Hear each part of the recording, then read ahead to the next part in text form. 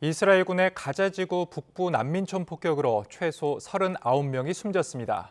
라파 남쪽 난민촌 공습에서 29명이 숨진 지 하루 만입니다. 이런 가운데 미국이 이스라엘과 헤즈볼라의 전면전이 발생할 경우 이스라엘에 지원을 약속했다는 보도가 나왔습니다. 취재기자 연결해 자세히 알아보겠습니다. 김잔디 기자. 네, 국제부입니다.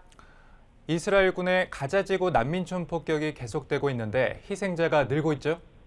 네, 현지 시간 22일 AP통신이 가자시티의 알-아흘리 병원장의 공식 집계를 인용해 보도한 내용입니다. 이스라엘군이 이날 가자지구 북쪽에 있는 난민촌을 폭격해 최소 39명이 숨지고 수십 명이 다쳤습니다. 병원 측은 이번 공습으로 병원에 도착한 시신이 39가 넘는다고 말했습니다. 난민촌에서 활동하고 있는 구호단체들은 폭격으로 부서진 건물 잔해 속에서 생존자를 찾아 구조 작업을 벌이고 있습니다. 이번 공습은 남부도시 라파 인근의 난민촌에 대한 공격으로 최소 25명이 사망하고 50명이 다친 지 하루 만에 발생했습니다.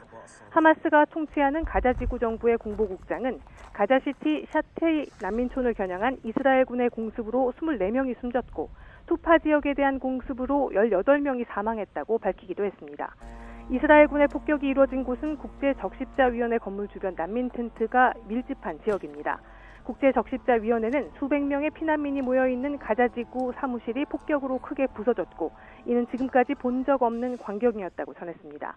이스라엘군은 성명을 통해 전투기 한 대가 하마스의 군사 기반 시설 2곳을 공습했다고 밝혔지만 사망자에 대한 구체적 언급은 하지 않았습니다.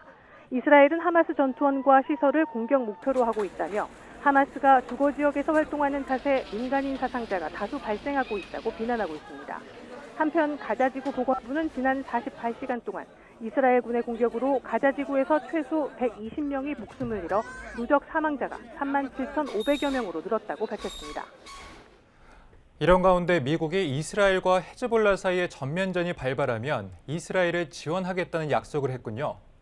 네, 그렇습니다. 미국이 이스라엘과 레바논의 친이란 무장정파 헤즈볼라 사이에 전면전이 발발할 경우 이스라엘을 지원하기로 약속했다고 CNN이 보도했습니다.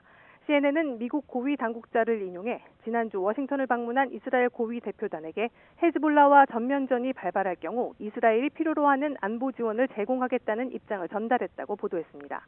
이 당국장은 그러나 전면전이 발발하는 시나리오에서도 미군을 직접 배치하진 않을 것이라고 설명했습니다.